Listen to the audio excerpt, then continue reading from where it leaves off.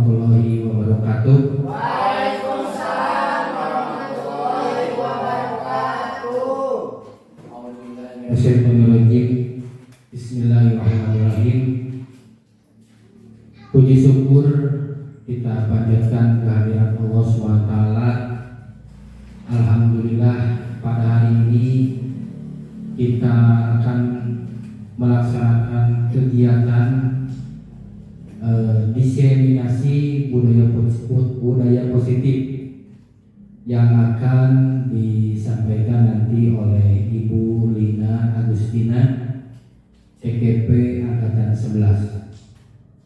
Sebelum menginjak ke acara, izinkan saya Ferry Irmawan sebagai moderator dalam sesi kegiatan kali ini untuk acara pada sesi kali ini. Satu, pembukaan. Kedua, sambutan dari Ibu Kepala Sekolah. Yang kedua, penyampaian materi. Yang keempat, doa tutup. Dan untuk itu saya ucapkan terima kasih kepada Ibu Kepala Sekolah beserta dengan guru yang dapat hadir pada kegiatan kali ini. Untuk mengefektifkan waktu, kita mulai acara ini dengan membaca basmalah bersama-sama. Bismillahirrahmanirrahim. Untuk sambutan dari Ibu Kepala Sekolah, saya persilakan. Bismillahirrahmanirrahim. Assalamualaikum warahmatullahi wabarakatuh. Waalaikumsalam warahmatullahi wabarakatuh. Bismillahirrahmanirrahim. Alhamdulillahirabbil alamin. Wassalatu wassalamu asrofil anbiya'i wal mursalin wa ala alihi wa sahbihi ajmain. Rabbi shrah li sadri wa yassir li amri wahlul 'uqdatam min lisani yafqahu qawli. Amma ba'du. Yang saya hormati Dewan Guru dan saya banggakan pada kesempatan hari ini kita dapat berkumpul di SDC Andam dalam acara diseminasi budaya positif yang akan dipaparkan oleh Ibu Lina Agustina SPD, yaitu CGP Angkatan ke-11. Pesan saya untuk Dewan Guru semua, mohon diperhatikan acara ini dengan seksama supaya berjalan lancar dan sukses. Tujuan CGP ini yang saya harapkan pertama untuk menghasilkan guru penggerak yang bisa menggerakkan komunitas di sekolah serta menumbuhkan kepemimpinan guru dan kepemimpinan murid dalam belajar profil Pancasila. Yang keduanya yaitu untuk menciptakan lingkungan sekolah yang positif dan memperkuat nilai-nilai positif di kalangan siswa dan seluruh warga sekolah. Untuk yang ketiganya yaitu untuk menjadi inspirator perubahan yang proaktif, yang harmonis dan penuh semangat di lingkungan sekolah. Mungkin hanya itu yang bisa saya sampaikan pada kesempatan hari ini, dan mohon maaf apabila ada kesalahan-kesalahan. Mohon dimaafkan. Ada gajah makan sirih. Sekian saja dan terima kasih. Wabillahi taufiq wal hidayah. Wassalamualaikum warahmatullahi wabarakatuh. Waalaikumsalam warahmatullahi wabarakatuh. Waalaikumsalam warahmatullahi wabarakatuh. Terima kasih kepada Ibu Kepala Sekolah SD Andam atas sambutan atau pengantarnya yang sangat informatif. Sekarang kita masuk ke sesi penyampaian materi yang akan dipaparkan oleh Ibu Lina Agustina dari CGP Angkatan 11. Kepadanya saya persilakan. Baik, terima kasih. Assalamualaikum warahmatullahi wabarakatuh. Waalaikumsalam warahmatullahi wabarakatuh. Bismillahirrahmanirrahim. Rabbi shrah li sadri wa yassir li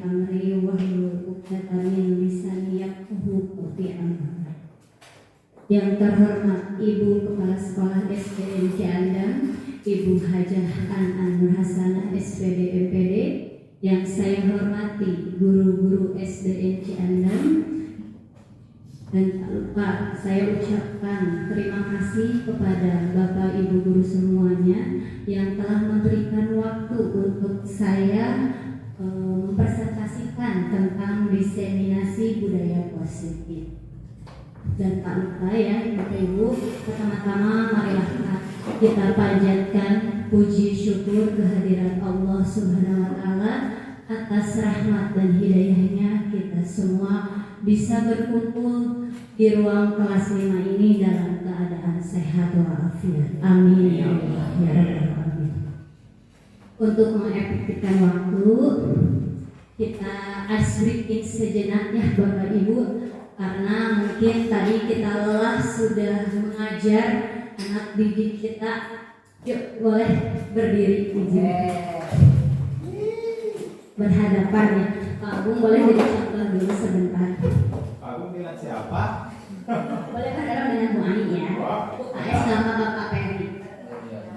Bisa begini, Bapak Agung berhadapan dengan saya. Tangannya begini Bapak Agung. Ketika saya bilang buka, berarti Bapak Ibu buka, buka, tutup, tutup, tangkap, misalkan seperti itu. Jadi ditangkap. Ini untuk melatih konsentrasi Bapak Ibu semua. Oke, siap, siap. Oke. Buka dulu. Baik. Siap, konsentrasi Bapak Ibu. Buka, buka lagi, tutup, buka, buka, tutup, buka, buka.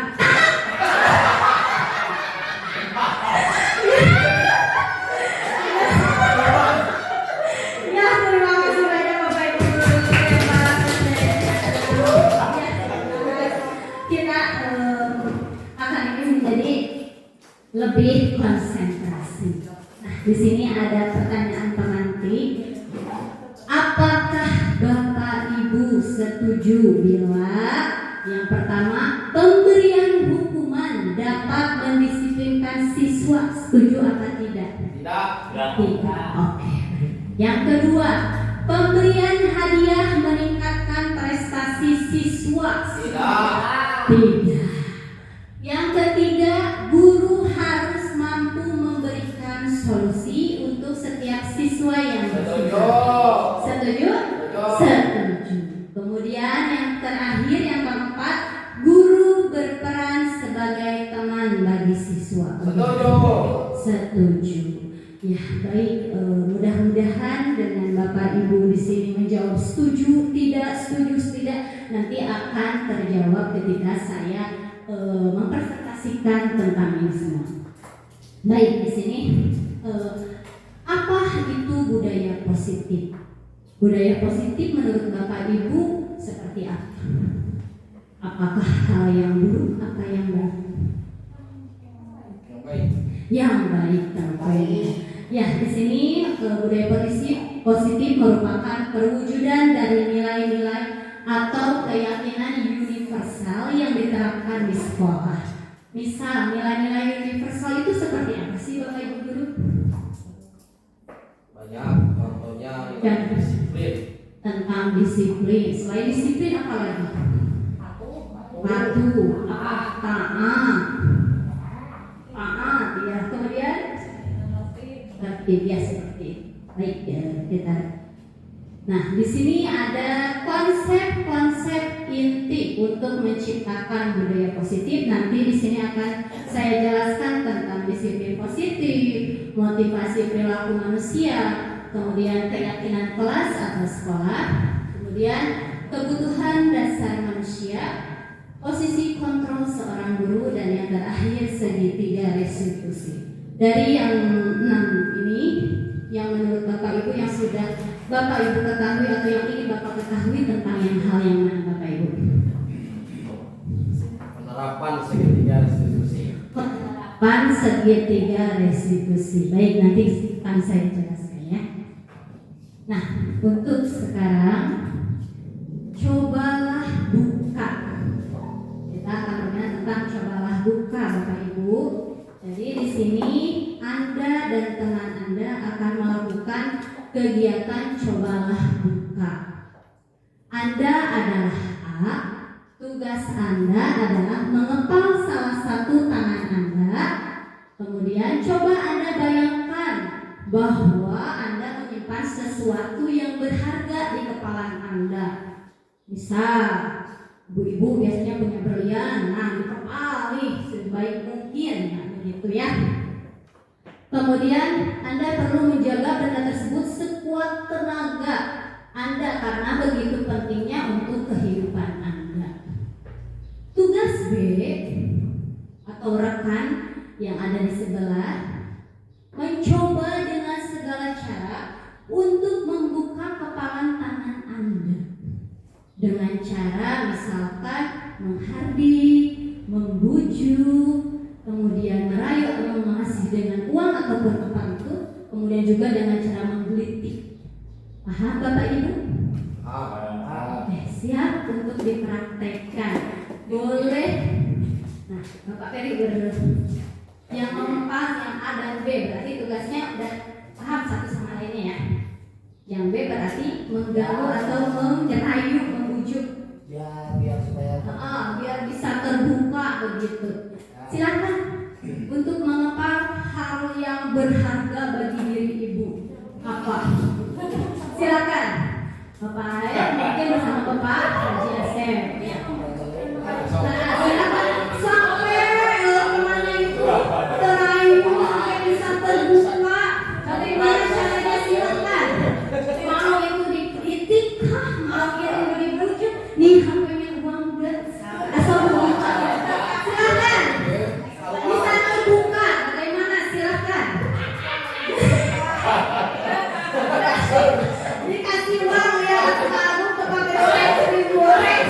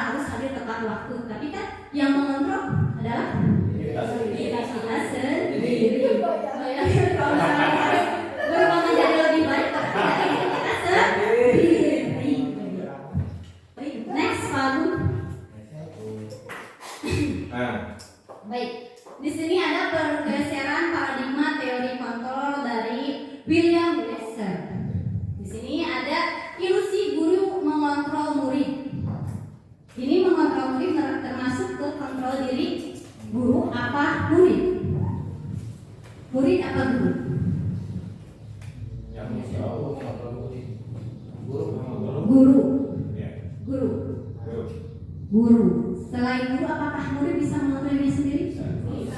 Bisa. Tetapi ketika guru memberikan tugas kepada murid tersebut, adakah murid di situ kadang tidak mengerjakan tugas?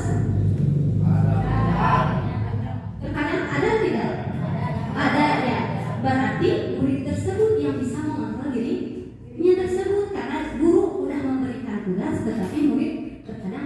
yang tidak mengerjakan tugas tersebut. Jadi di sini merupakan kontrol diri dari murid itu sendiri.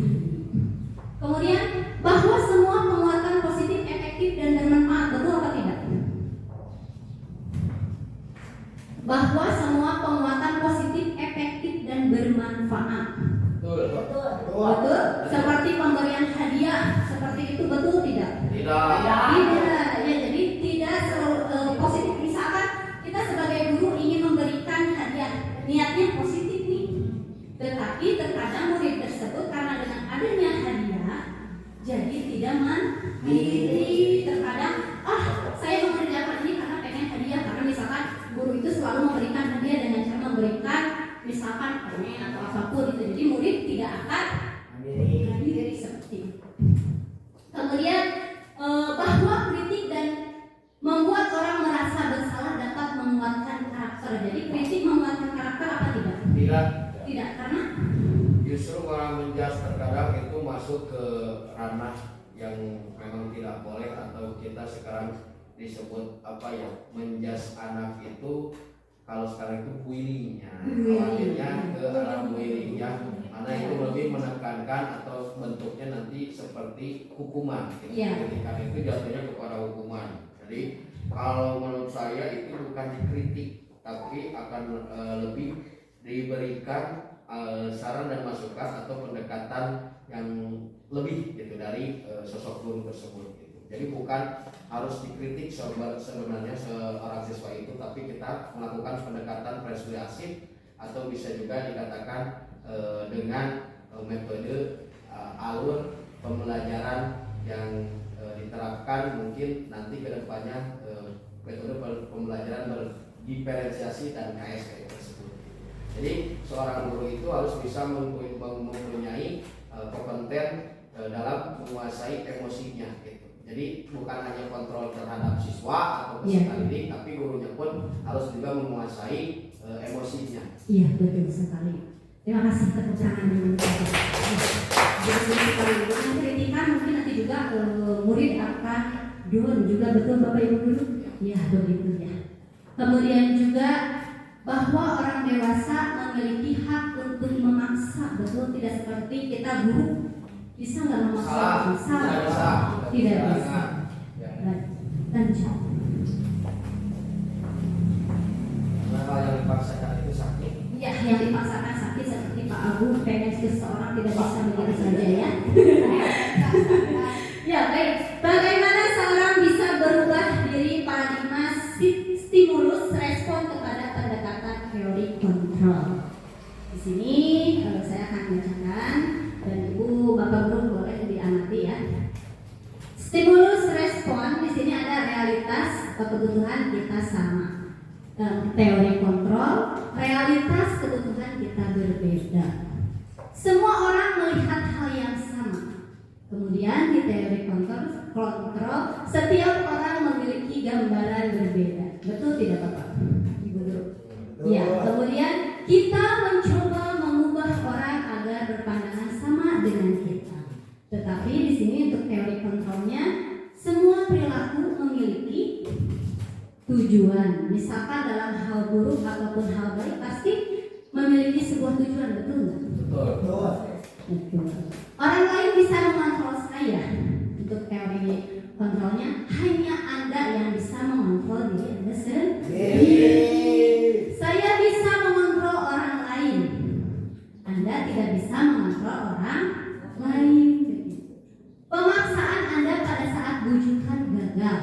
Berarti kita harus bisa kolaborasi dan konsekuensi menciptakan pilihan-pilihan baru. Kemudian model berpikir menang kalah. Dalam teori kontrolnya model berpikir menang. Paham Bapak Ibu sampai sini? Disiplin positif. Disiplin positif merupakan salah satu cara penerapan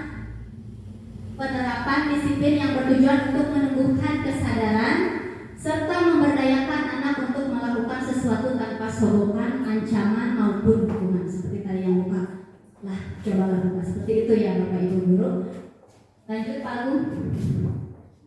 Nah,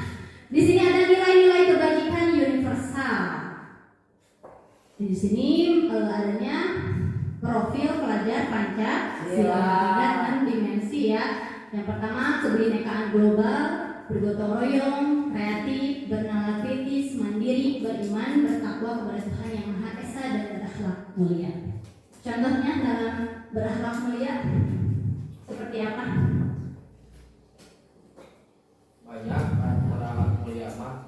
Contoh Contoh dalam kegiatan syariah kita yang mudah saja barusan seperti ya tutur kata atau berbicara ya dengan sopan santun ya, sopan santun. Menolong orang lain. Menolong Menolong orang lain juga bisa ya, betul. Ya, Nah, itu contoh mungkin ya. ya merupakan contoh dari beriman bertakwa. Ya, lanjut Pak Agus. Motivasi perilaku manusia. Nah, di dalam motivasi perilaku manusia pasti di sini ada yang pertama, menghindari ketidaknyamanan atau hukuman, mendapatkan imbalan penghargaan, menghargai diri dan menjadi orang yang diinginkan. Begitu. Betul apa tidak?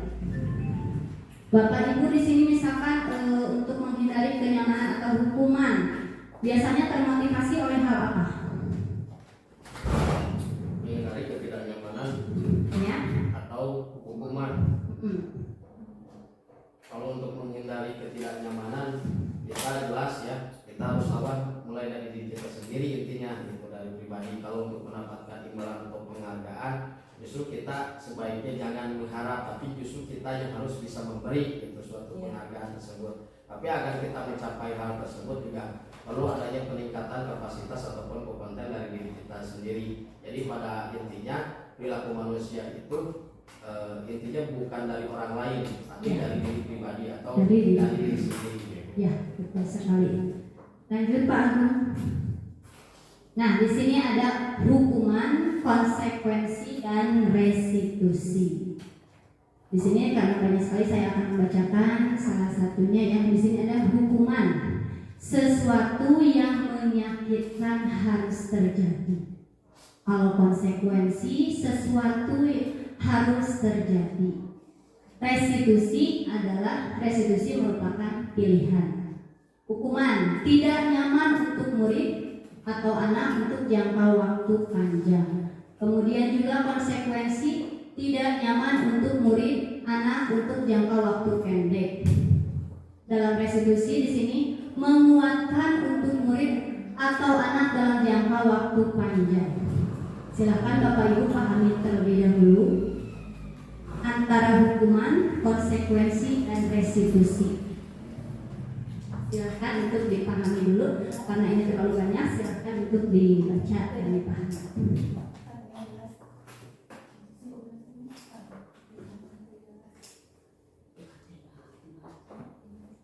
Baik, bagaimana Bapak Ibu dari ketiga ini, hukuman, konsekuensi, restitusi, Bapak Ibu guru lebih memilih yang mana?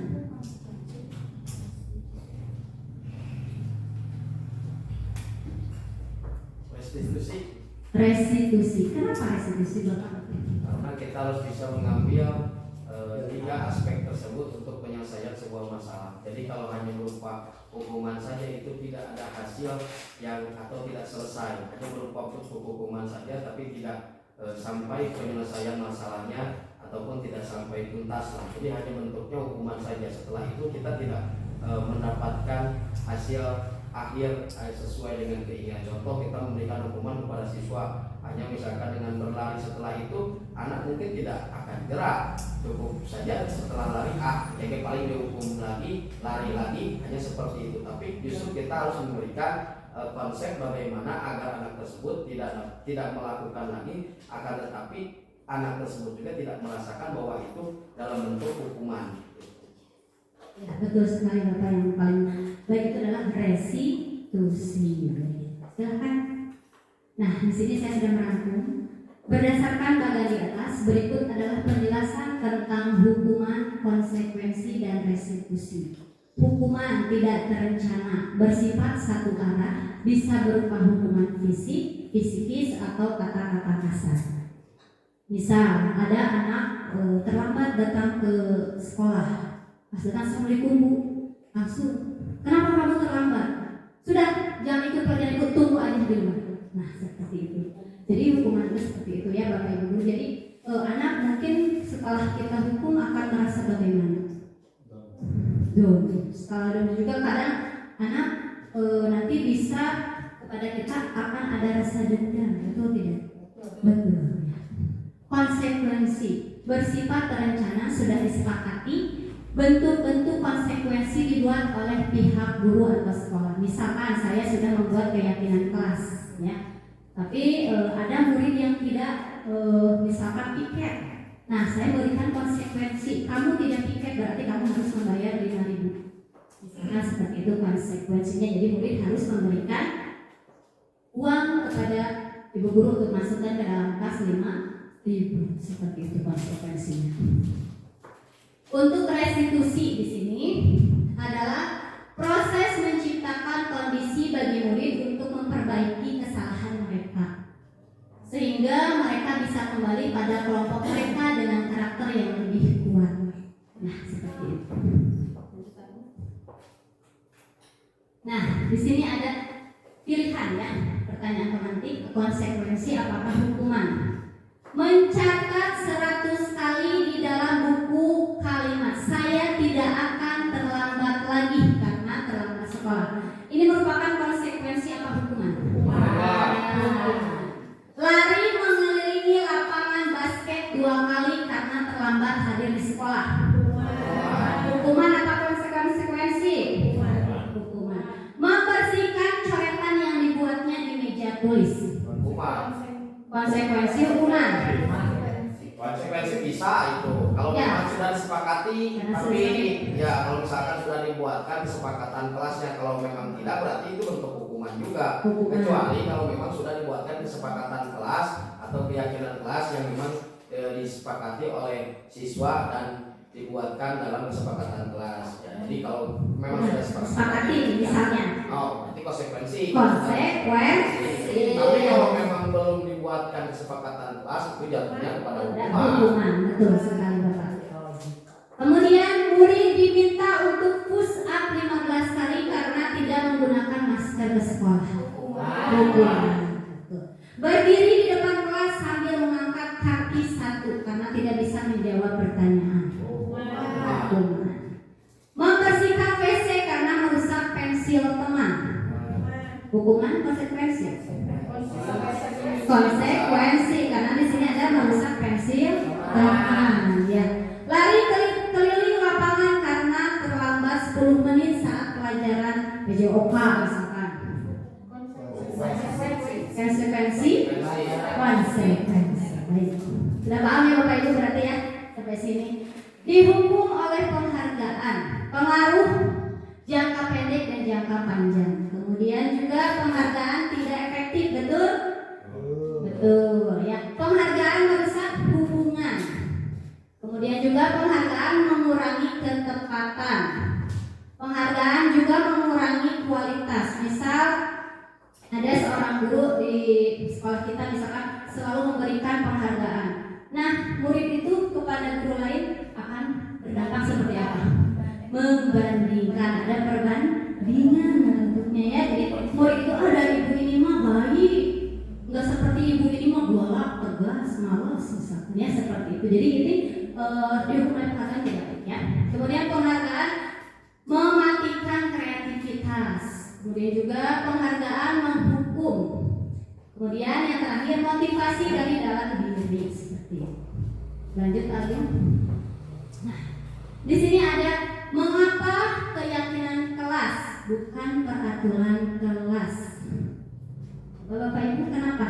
Kalau peraturan itu sepihak dan itu dibuat oleh misalkan keinginan dari guru saja. Kalau keyakinan kelas itu berarti yang dibuat hasil kesepakatan atau hasil kemauan dari siswa atau peserta didik sendiri. Jadi munculnya bukan dari individu atau satu arah saja. Kalau misalkan kita membuat peraturan kelas, peraturan itu terlalu dalam lah gitu ya maknanya. Kalau peraturan itu bisa seperti kita melanggar misalkan lalu lintas, nah itu kan sudah ada misalkan bentuk dengan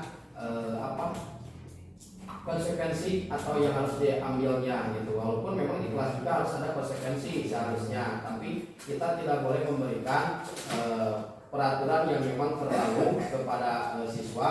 Ya, kita harus berpikir karena siswa itu dalam proses perkembangan atau pertumbuhan. Jadi kita harus membuka selebar mungkin agar siswa tersebut lebih riang, lebih gembira, lebih senang dalam mengikuti proses pembelajaran. Bukan berarti kita malah memberikan peraturan yang membuat mereka itu enggan, bahkan takut dalam mengungkapkan suatu keinginan, bahkan kemampuannya untuk ditampilkan. Oh iya, baik, bagus. Tepuk tangan dulu dong untuk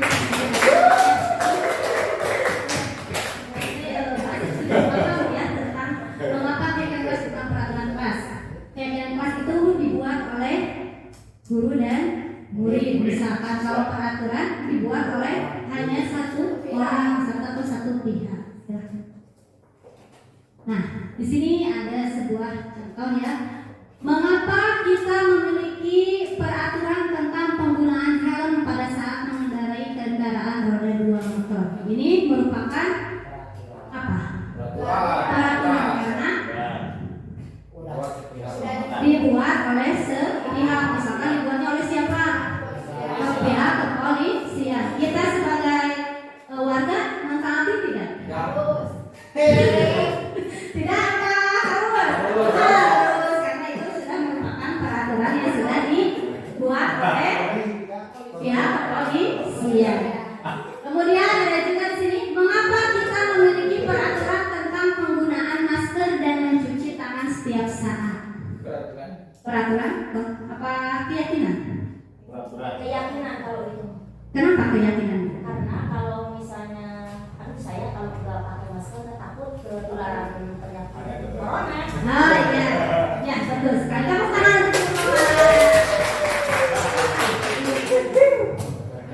Nah, ya nanti dapat hadiah ya. Iya. Saya semangat dengan baik hati ya. Jeruk satu ya. Ah, siap kan. Kemudian ada lagi keyakinan kelas dibuat berdasarkan kesepakatan antar guru dan siswa bersifat universal. Kemudian peraturan biasanya dibuat oleh guru bersifat saklek. Betul benar ya. Tepukan Nah, apakah Bapak Ibu semua di sini sudah membuat keyakinan kelas?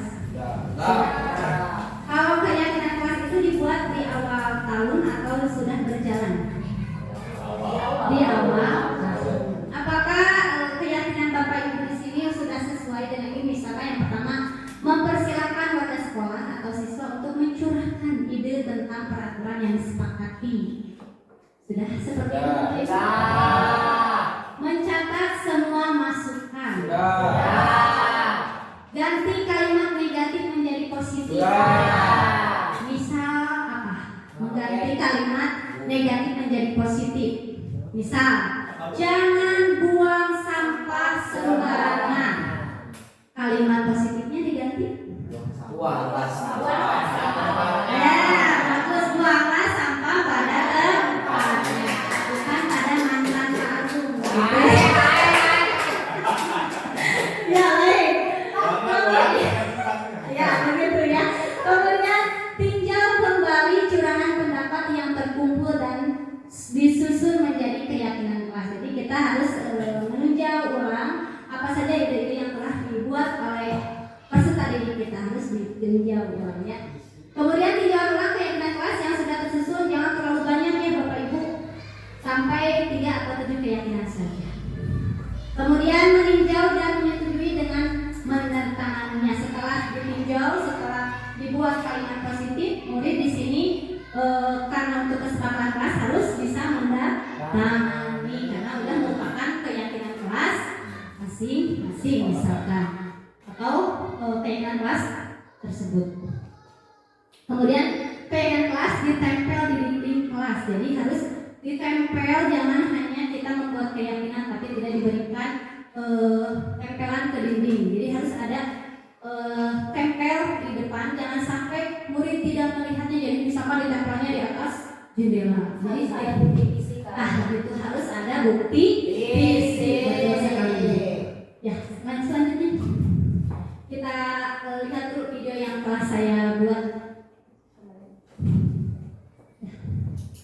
Ini merupakan sebuah keyakinan kelas yang telah saya buat di kelas 5 bersama murid-murid saya ya Bapak Ibu. Langkah-langkahnya.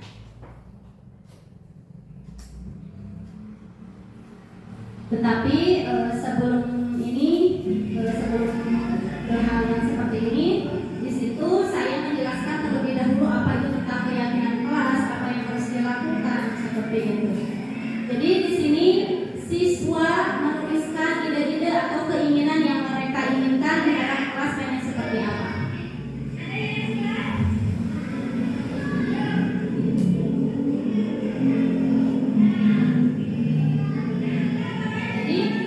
Siswa semua harus terlibat karena merupakan sebuah keyakinan kelas.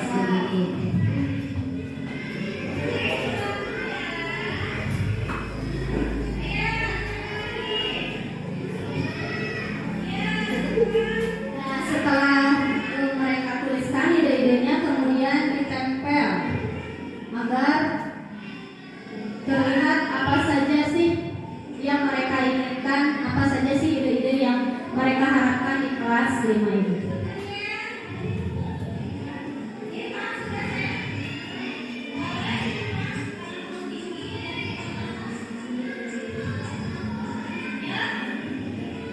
Boleh Pak Bu dipercepat saja.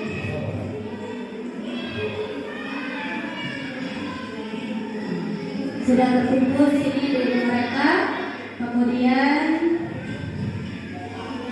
lanjut Pak Bu.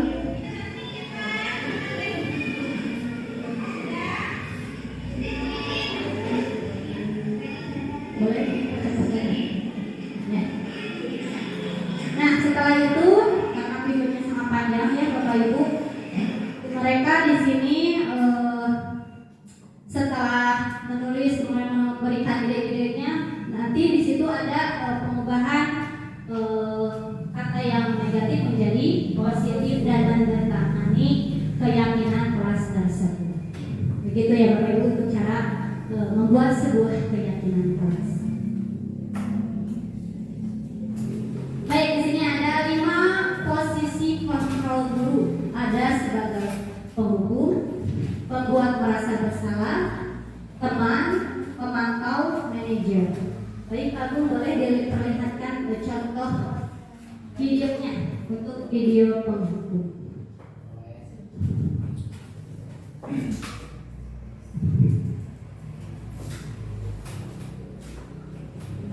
Ya.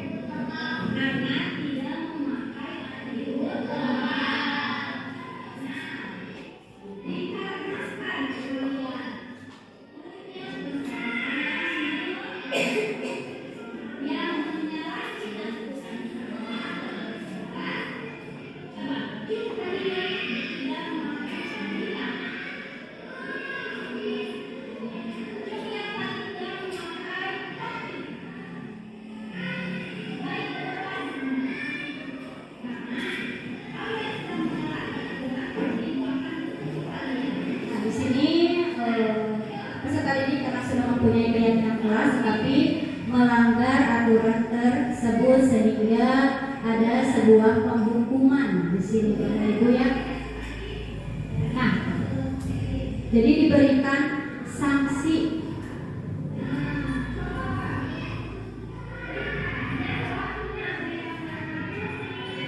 Ya, sepatunya memakai warna putih, kemudian tidak memakai topi atau atribut sekolah pada saat hari upacara. Jadi mereka di sini diberikan konsekuensi oleh saya seperti hukuman.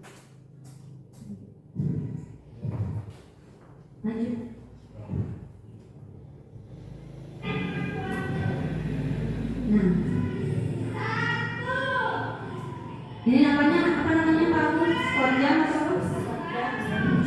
Ya, skor jam. Jadi berikan hukuman skor jam. Begitu.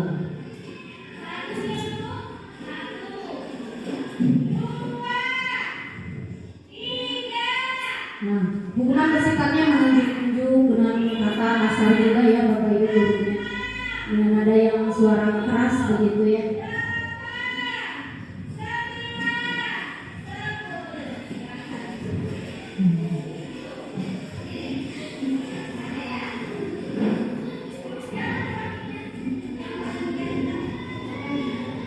Nah ini untuk siswa yang tidak memakai sepatu warna hitam, kemudian ada juga yang tidak memakai topi begitu ya. Ya sudah. Ya intinya seperti itu untuk hukumannya Bapak Ibu. Boleh dilanjut saja Pak Agung.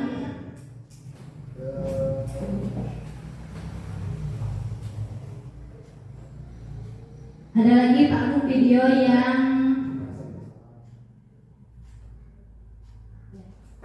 yang merasa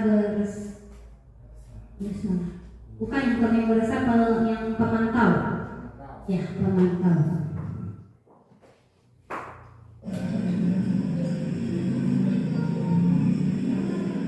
Nah di sini guru melihat bahwa seorang murid pas ketika datang ke sekolah melihat atributnya lengkap atau tidak. Jadi guru memantau. Nah, begitu ya. Lupa katanya.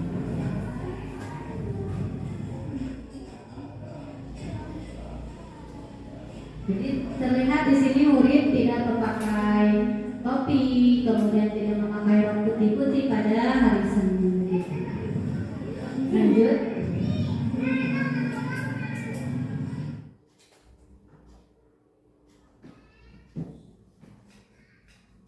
Ada lagi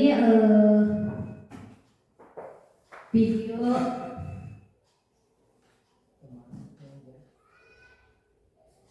ya karena kita lanjut saja dilanjut ke PPT karena takut tidak cukup waktunya ya. Ada juga teman pemantau manajer. Boleh dilanjut.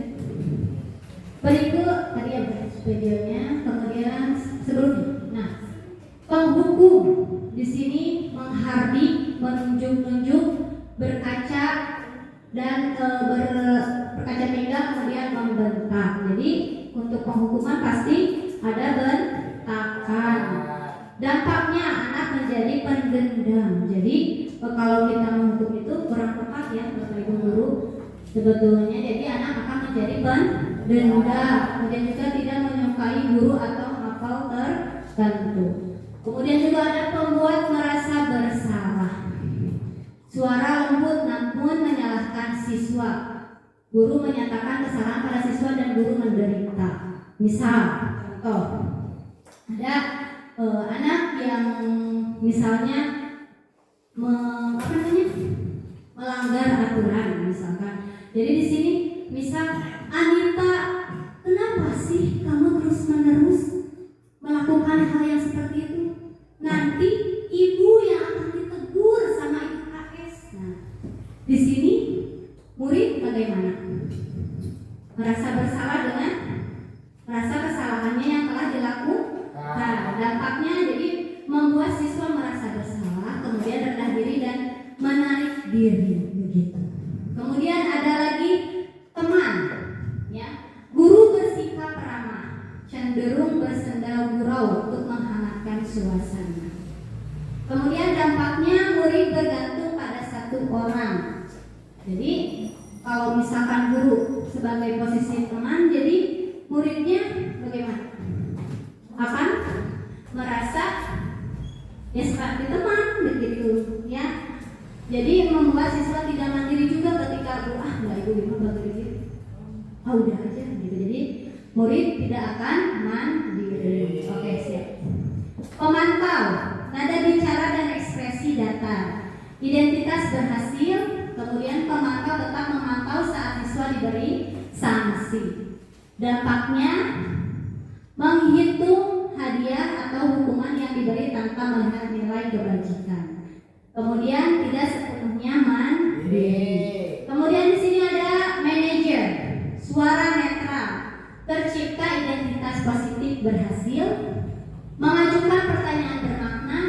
membantu siswa memecahkan masalah. Dampaknya murid menjadi mandiri, percaya diri untuk memecahkan masalahnya sendiri. Jadi dalam posisi kontrol ini yang bagus yang mana Bapak Ibu? Manajer. Jadi betul ya, manajer yang paling bagus itu untuk penghukum itu tidak kurang baik ya Bapak Ibu, karena nanti murid akan merasa dendam terhadap guru tersebut. Lanjut. Kebutuhan dasar manusia. Yang pertama ada bertahan hidup, dua kasih sayang, rasa yang diterima begitu ya, penguasaan, kebebasan, dan yang kelima kesenangan. Kalau misalkan di sini bertahan hidup seperti apa sih? Bertahan hidup? Kita sandang pangan papan itu bertahan hidup. Nah iya, sandang pangan merupakan bertahan hidup. Kalau kasih sayang Pak Agung biasanya nih tentang kasih sayang Pak Agung lebih paham. Rasa cinta dan kasih sayang dari bebek begitu ya. Kemudian penguasaan. Seperti apa penguasaan? Memiliki rasa memiliki yang berat. Nah, memiliki rasa memiliki. Kalau kebebasan? Merdeka. Selain merdeka apa? Bebas. Nah, kalau kesenangan? Yang senang-senang begitu ya. Kalau happy begitu. Ya lanjut lagi. Nah, di sini ada sebuah pertanyaan pemantik. Aku senang main kejar-kejaran dengan ibu guru, seru. Termasuk kemana? Kesenangan kah atau bertahan hidup? Kesenangan. Ibu kejar aku karena ibu guru sayang aku. Apa? Maksudnya mana ini?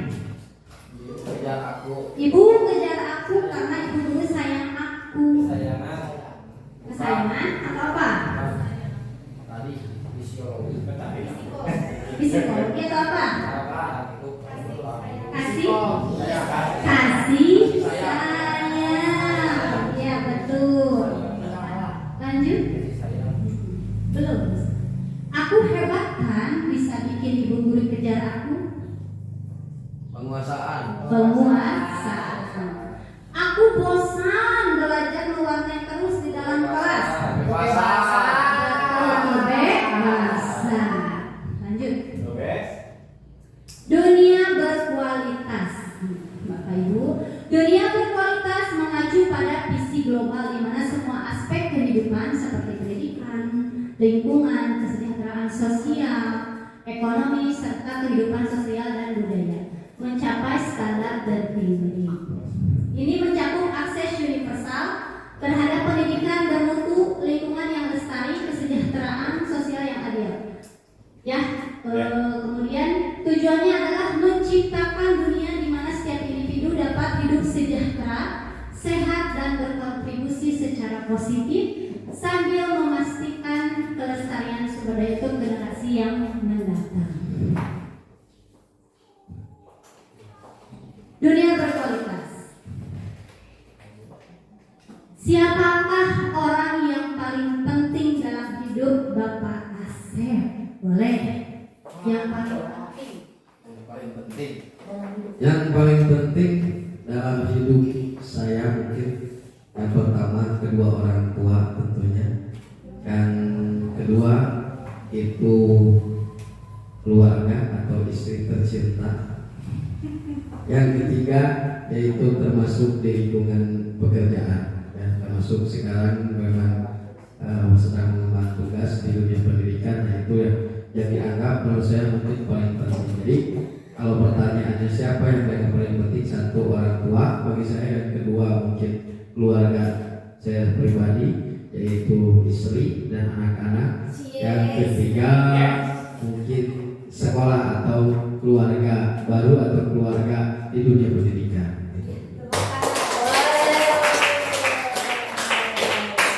Yang paling berharga adalah keluarga atau istri katanya ya. Kemudian nilai-nilai kebajikan apa yang terpenting dalam hidup? Misalnya Dalam hidup saya yaitu mungkin karakter disiplin, bijaksana, loyalitas, mengayomi semua warga sekolah. Iya. Kemudian Dan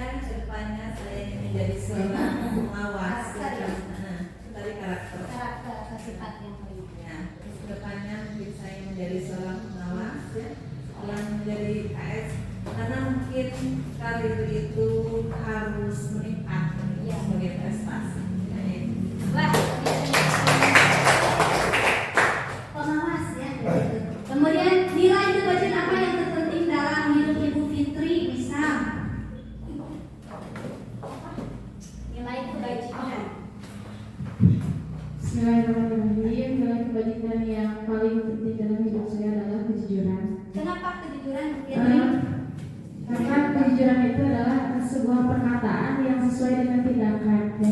Tidak curang, tidak berbohong, gitu ya. Itu juga merupakan fondasi yang paling penting dalam hidup kita, ya. Dikarenakan ketika kita jujur akan timbul rasa kepercayaan, gitu ya. Misal Bu Lina itu orang yang jujur, nah saya akan percaya kepada Ibu Lina, gitu kan. Sebaliknya ketika Ibu Lina bukan orang yang jujur, nah saya akan ragu, gitu ya, mau menitipkan barang, mau menitipkan anak-anak, misalnya, gitu ya, seperti itu. Terima kasih. Ini makna kata jujur itu sesuai dengan keadaan fakta yang sebenarnya. Ya, betul sekali. Kemudian, apa pencapaian Anda yang Anda sangat banggakan? Boleh siapa? Ibu Haja Naik. Kan? Baca. Bismillahirrahmanirrahim. Apa pencapaian yang sangat dibanggakan? Untuk pribadi, mungkin saat ini pencapaian saya yang saya banggakan, saya telah menjadi seorang ibu dari 2 anak, laki-laki dan perempuan, di mana di tengah-tengah menjadi ibu rumah tangga saya mengajar, dan pencapaian yang sangat dibanggakan di dunia pekerjaan, di mana saya sekarang lagi berusaha menciptakan proses pembelajaran yang lebih baik walaupun belum bisa 100%. Ya, tepuk tangan. Bagus sekali jawaban-jawabannya. Kemudian yang selanjutnya, apa pekerjaan ideal bagi Anda? Ceritakan bagian perjalanan hidup Anda di mana Anda merasa itulah titik puncak hidup Anda. Pak Ferry, silakan. Bismillahirrahmanirrahim. Terima kasih. Pekerjaan ideal bagi saya ya yang saya sedang jalani menjadi seorang pendidik atau bisa disebut juga guru. Alhamdulillah di perjalanan hidup saya sendiri yang tadi dipertanyakan di mana Anda merasa itulah titik puncak hidup Anda, yaitu mungkin sebagai seorang pendidik merasa bahagia atau merasa puas dengan keberhasilan ketika seorang siswa asalnya tidak bisa menjadi bisa, di antaranya seperti itu. Terus melihat siswa yang dulunya mungkin pernah belajar atau pernah mengikuti pembelajaran dengan saya sendiri, setelah lulus sekolahnya siswa tersebut menjadi seseorang yang berhasil dalam hidupnya. Mungkin itu yang saya rasakan sebagai seorang pendidik. Itu saja mungkin Ibu Lina. Ya, terima kasih. Dan yang terakhir, apa yang paling bermakna dalam hidup Anda? Boleh bersama siapa? Pak Agung boleh. Baik, terima kasih Bu Lina. Ya. Apa yang paling bermakna dalam hidup Anda? Yang paling pertama, yang paling bermakna itu keluarga. Maknanya bagi ya tadi yang Pak Yasir sampaikan, yang pertama itu pasti adalah keluarga. Terus yang kedua itu pasti saudara sekandung. Yang terakhir itu SD atau selama saya ngajar di sini gitu. Paling gitu. Ya, terima kasih banyak. Siap dilanjutkan Harun. Nah, di sini ada restitusi. Dalam konteks pendidikan, restitusi pada siswa merujuk pada proses pemulihan atau perbaikan perilaku siswa setelah mereka melakukan pelanggaran atau tindakan yang merugikan orang lain, baik itu teman sekelas, guru, atau lingkungan sekolah. Tujuannya dari restitusi dalam pendidikan adalah untuk membantu siswa memahami dampak dari tindakan mereka, mengambil tanggung jawab dan berusaha memperbaiki kesalahan yang telah dilakukan. Nah, di sini ada segitiga restitusi. Jika murid kita misalkan atau siswa yang mempunyai kesalahan, alangkah lebih baiknya kita menggunakan segitiga restitusi ini untuk melakukan proses apa namanya itu? Proses apa? Perbaikan. Nah, di sini ada menstabilkan identitas. Jadi kita harus menanyakan terlebih dahulu kepada siswa yang bermasalah. Kemudian juga ada validasi kebutuhan. Misalkan adakah, jadi kita memberikan pertanyaan pemantik. Misalnya, adakah cara lain yang lebih efektif untuk mendapatkan apa yang kamu butuhkan? Misalkan, kenapa sih ini anak sampai seperti ini? Jadi harus ditanya terlebih dahulu dengan segitiga restitusi ini. Kemudian yang terakhir, menanyakan keyakinan. Misalkan, kamu ingin menjadi orang yang seperti apa? Seperti itu ya. Ada di sini contoh video saya sudah melakukan segitiga restitusi.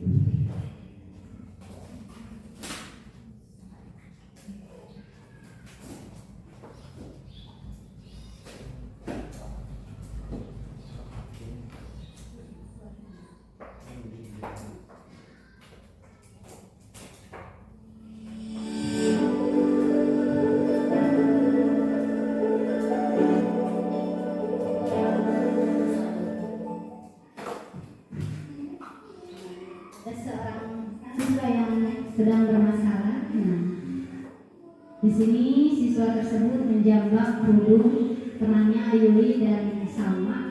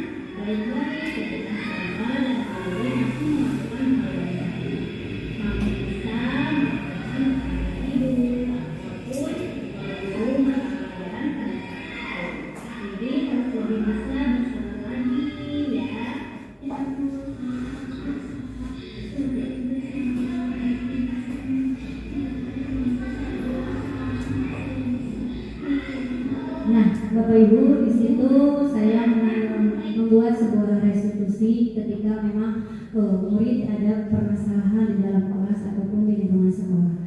Nah, jadi pada restitusi ini, jadi guru mencoba atau mencarikan solusi yang terbaik untuk murid tersebut. Begitu Bapak Ibu guru. Ini tadinya sudah. Nah, dari itu semua mungkin itu yang bisa saya bisa paparkan. Mungkin Bapak Ibu guru di sini mempunyai pertanyaan, boleh? Boleh raise hand? Ada yang cerita. Oh, Ibu.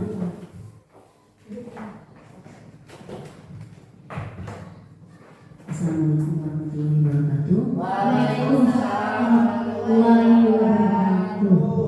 Terima kasih kepada Bu Lina yang telah memberi waktu untuk saya bertanya. Iya.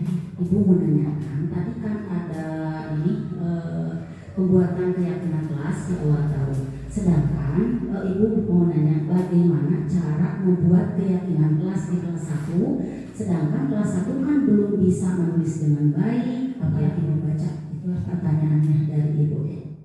Ya, baik. Terima kasih Ibu untuk pertanyaannya. Saya akan coba menjawab pertanyaan dari Ibu. Di sini kelas 1 karena masih belum itu yang menulisnya, belum bisa menulisnya dan ya begitu. Jadi Ibu bisa juga membuat kegiatan kelas dengan cara menampilkan sebuah gambar. Misalkan nanti murid akan memilih, misalkan di sini ada gambar orang yang sedang membuang sampah berserakan misalkan. Ada juga orang yang membuang sampah pada tempat sampah. Jadi nanti murid tersebut akan memilih, misalkan memperlihatkan nih kalau ini mau yang seperti apa misalnya. Nanti murid akan menunjuk gambar tersebut. Tetapi misalkan kalau misalnya murid di sini menunjuknya ke hal yang kurang baik, jangan disalahkan. Jadi nanti kita akan memberikan pemahaman diri saat nanti pas mengubah keyakinan kelas yang kalimat yang negatif menjadi positif. Begitu Ibu. Nah, untuk menandatangani mungkin ya untuk kelas 1 bisa dengan cap jempol. Misalkan menggunakan cat air, misalkan ditempel ke keyakinan yang sudah dibuat. Seperti itu Ibu. Ya, terima kasih. Jadi banyak sebetulnya udah Tambahan dari Pak Haji. menambahkan. Jadi untuk kelas 1 itu mungkin tidak Cukup dengan gambar yang menarik Bu ya. Ibu bisa buatkan konsep terlebih dahulu dalam mungkin sebuah karton atau gambar bercerita ataupun dalam pastel. Dibuat seperti puzzle Bu. Jadi contohnya misalkan kita membuat dulu gambar full, nanti dimasukkan dibantu misal dengan yang lain lah yang memang misalkan kalau Ibu minta bantuan kepada rekan-rekan semua teman sejawat, misalkan Ibu ini punya satu keyakinan kelas untuk kelas 1 misalkan ya, apa itu yang mau diutamakan terlebih dahulu, misalkan kita ambil saja satu misalkan hadir tepat waktu. Nah nanti kan gambarnya misalkan gambar ketika anak masuk kelas ya, atau sedang berjalan dari rumah sudah sampai ke halaman atau depan sekolah. Nah itu bisa juga dibuatkan dalam pasal ataupun dalam gambar bercerita. Nanti agar lebih menarik. Betul tadi disampaikan oleh Bu Lina, bisa dengan cap jempol, bisa dengan nanti ditepuk, misalkan kita kasih di kolom karton satu karton full seperti itu. Nanti disediakan misalkan berapa gambar gitu ya, atau disediakan oleh kita misalkan 10 pilihan, jangan terlalu banyak lah, kelas 1 4 atau 5 saja. Nanti misalkan saya sepakat dengan ini, tepuk saja Bu, kasih tanda, misalkan ditepuk oleh anak tersebut. Saya mah Bu, saya mah sukanya ini misalkan yang gambar ini. Nah berarti itu udah.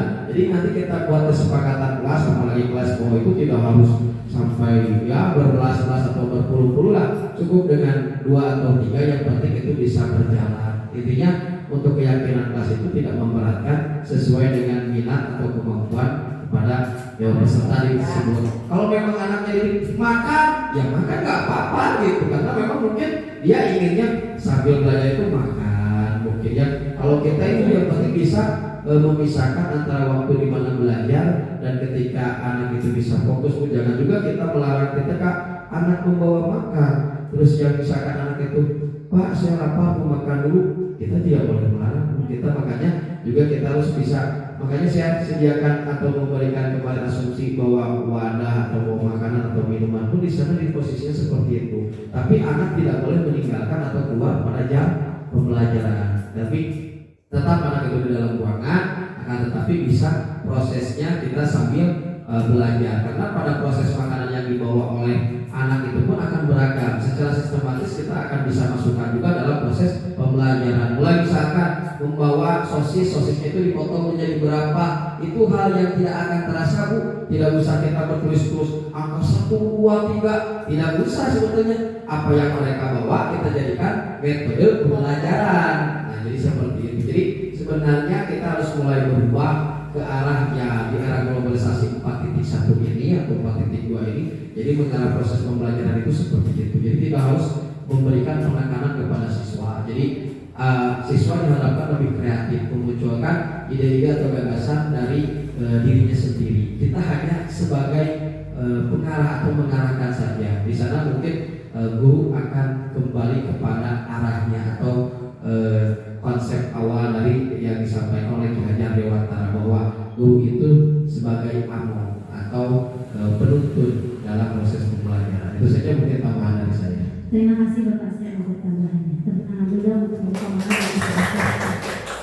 Yang baik, apakah cukup atau masih ada pertanyaan? Cukup? Cukup? Cukup apa dan tambahan? Baik, terima kasih. Saya kembalikan lagi ke Bapak Moderator.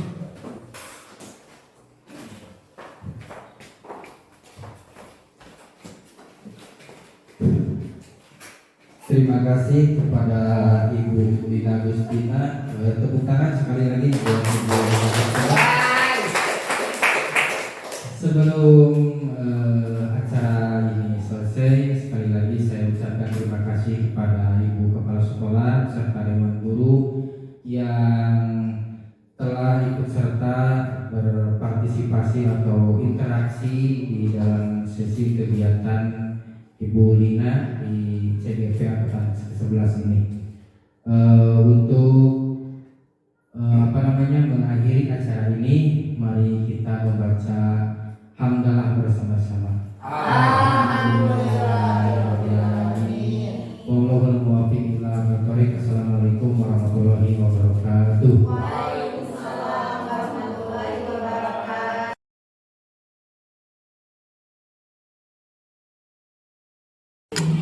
Bismillahirrahmanirrahim. Assalamualaikum warahmatullahi wabarakatuh. Terima kasih banyak kepada Ibu Lina CGP Angkatan 11 yang telah mengadakan desiminasi berbagi ilmu kepada kita semua.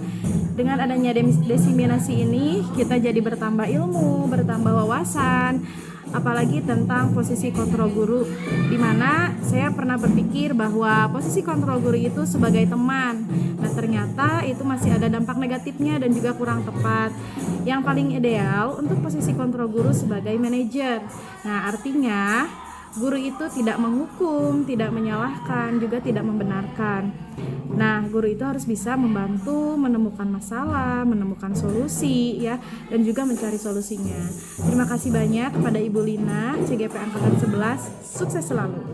Assalamualaikum warahmatullahi wabarakatuh. Assalamualaikum warahmatullahi wabarakatuh. Saya ucapkan terima kasih banyak kepada Ibu Lina Agustina SBD yang mana telah menyampaikan materi tentang budaya positif di sekolah. Insya Allah sangat menginspirasi dan akan diterapkan di sekolah kami. Terima kasih. Wassalamualaikum warahmatullahi wabarakatuh. Assalamualaikum warahmatullahi wabarakatuh. Terima kasih kepada Ibu Lina Agustina SPD yang telah mencetus program desiminasi ini.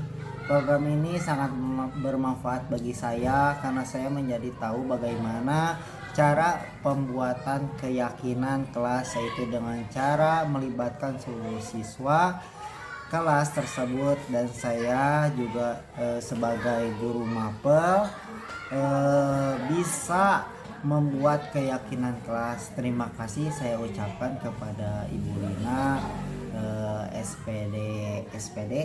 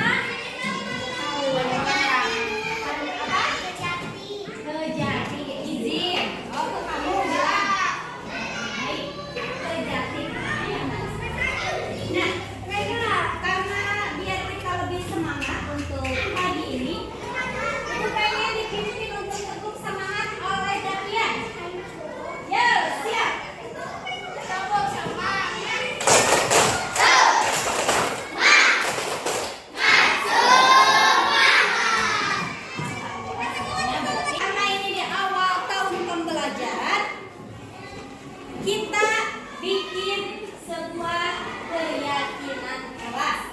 Apa sih keyakinan kelas itu? Ada yang tahu keyakinan kelas itu apa? Keyakinan kelas? Ada yang tahu apa itu keyakinan kelas? Ada. Apa?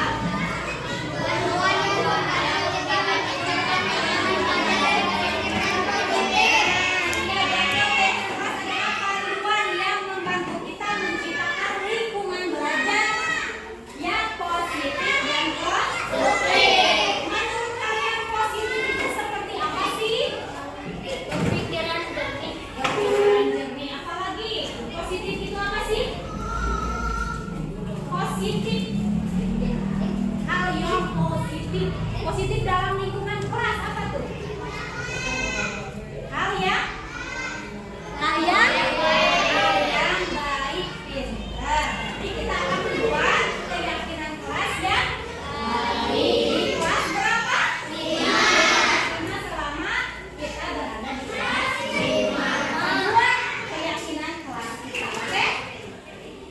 Nah, di sini juga keyakinan kelas adalah sesuatu yang diyakini bersama antara ibu dan siswa. Begitu yang diyakini berasal dari nilai-nilai kebaikan, ya. Jadi nanti kalian yang membuat keyakinan ini bukan hanya ibu, tetapi kalian semua membuat sebuah keyakinan. Jadi nanti kalian berperan aktif membuat sebuah keyakinan. Jadi kita akan berdiskusi apa saja sih yang kita mau di dalam kelas ini. Apakah tentang hal baik? Apakah hal buruk? Hal baik tentunya. Ya, nanti kita misalkan di dalam kelas ini contohnya apa sih yang hal baik itu? Apa sih? Boleh angkat tangan. Menghargai satu sama lain. Bagus, tepuk tangan. Selain itu dari laki-laki ada lagi enggak? Boleh acungkan tangan. Selain menghargai, coba lihat Nija. Apa Nija? Bekerja sama. Bagus, tepuk tangan. Iya, betul sekali anak-anak. Di sini kita harus bisa memberikan keyakinan antara kelas kita. Contohnya tadi memberikan keyakinannya apa tadi? Kata Alvina? Menghargai satu sama lain. Kata Ijam apa? Bekerja sama. Betul. Berarti kalian sudah paham ya, anak-anak? Ya. Kemudian ada lagi mengapa keyakinan kelas itu penting? Coba dibaca. Anova. Menciptakan lingkungan yang aman dan mendukung, membantu siswa fokus dan termotivasi, mendorong rasa tanggung jawab dan kemandirian. Ya, betul ya. Kenapa ibu di sini harus kita membuat sebuah keyakinan kelas, yaitu untuk menciptakan lingkungan yang aman dan mendukung. Karena dengan keyakinan nanti kita pasti mentaati aturan yang sudah kita sepakati.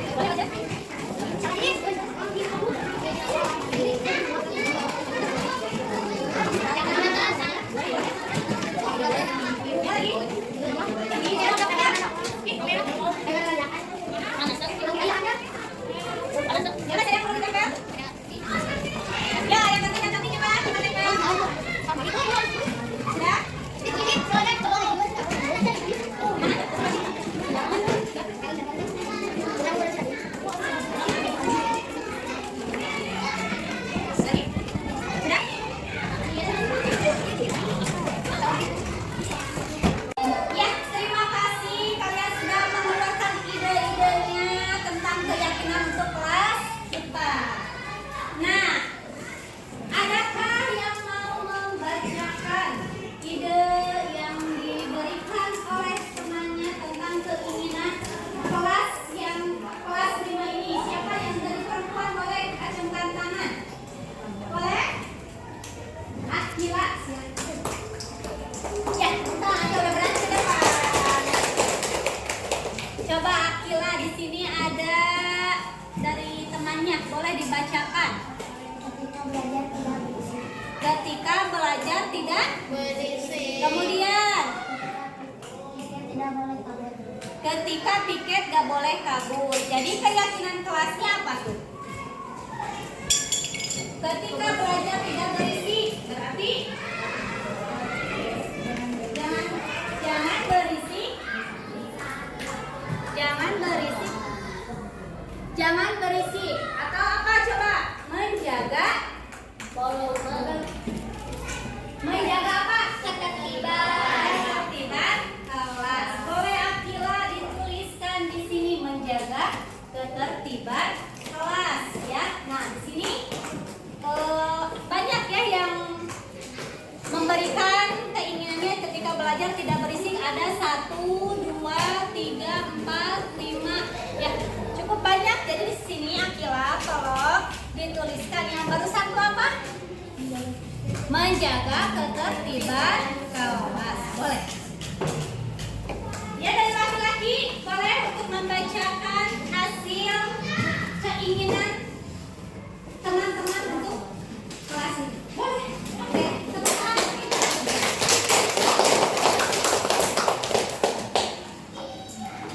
Mana ya, mau yang mana kita membacainnya? Boleh. Boleh. Ya. Apa? Jaga kebersihan. Kemudian apa lagi? Kemudian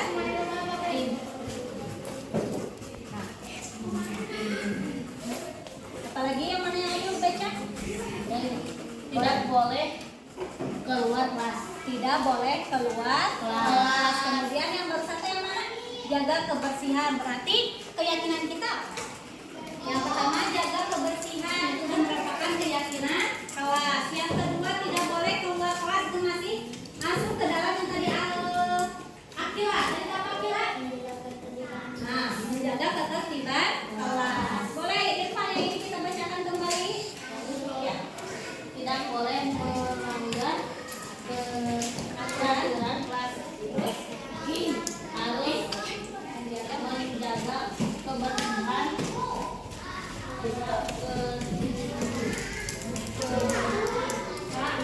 Piket jangan kabur. Berarti kalau di sini ada kata ketika piket jangan kabur, berarti keyakinan kelasnya apa? Ayo. Bertanggung jawab dalam jadwal piket. Bagus. Boleh kita menuliskan. Irfan, yang kata Nopal barusan ditulis ya, untuk keyakinan kelas kita. Ada yang mau maju lagi ke depan? Boleh silakan. Coba. Tulisnya Ibu Mangga dulu ya. Boleh dicatat coba. Menjaga ketertiban. Ada lagi yang mau membacakan perempuan? Acungkan tangan. Ayo kita tepuk tangan untuk saya. Baik.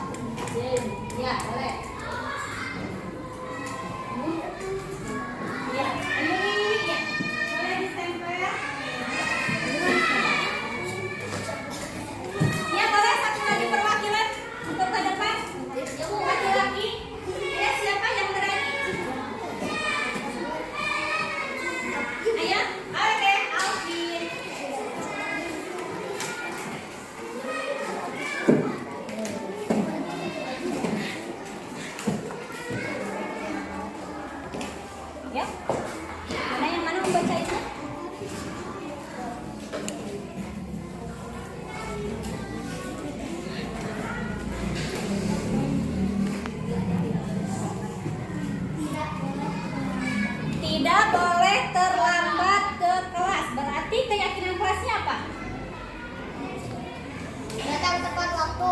Datang tepat waktu atau disiplin waktu. Tulis ya di sini ya. Ayo sudah, boleh ditempel.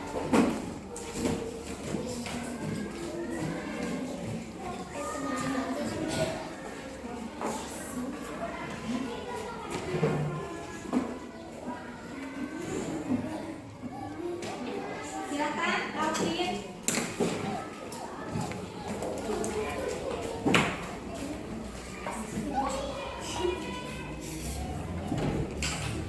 Boleh? Satu lagi. Perempuan. Ya? Oke, Alvin.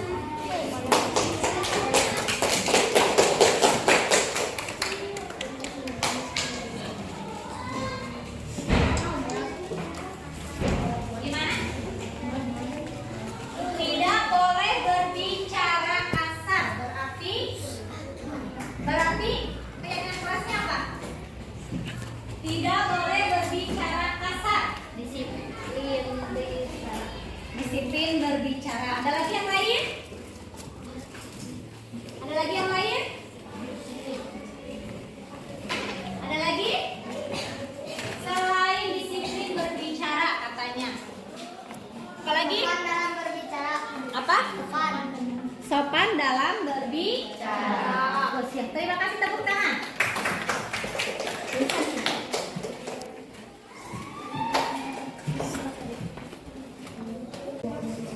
Udah, Vina? Sudah? Tempelkan.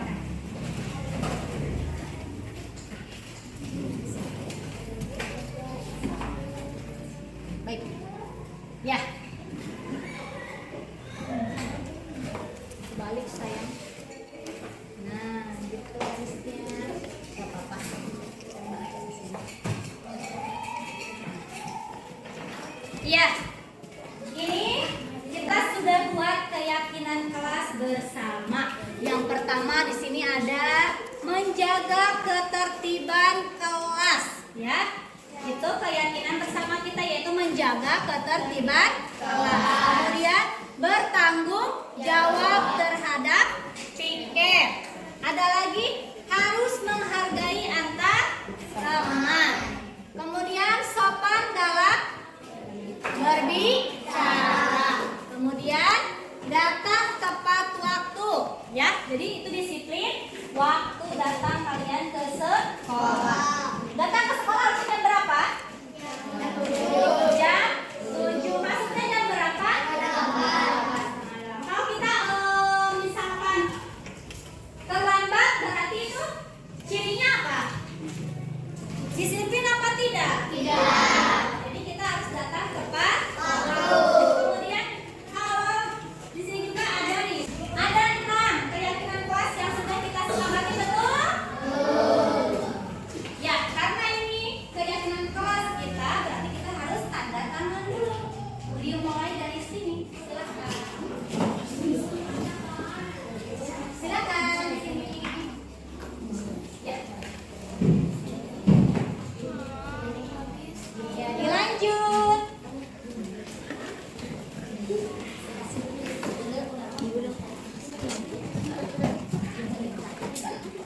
Oke, selanjutnya.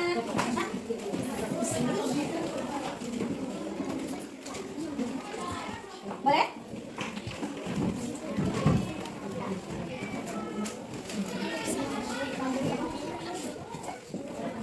Oke, selanjutnya.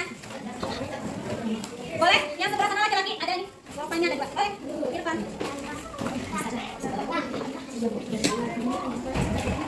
Ayo. Boleh? Ayo. Ya, boleh? Biar lebih cepat waktunya. Ya, siapa maju? Ayo, maju. Laki-laki perempuan. Boleh ya? Ayo. Ayo. Karena kita udah sepakat, kita harus. Ya, kita sepakat ini. Yuk. Yuk. Yuk. Pak.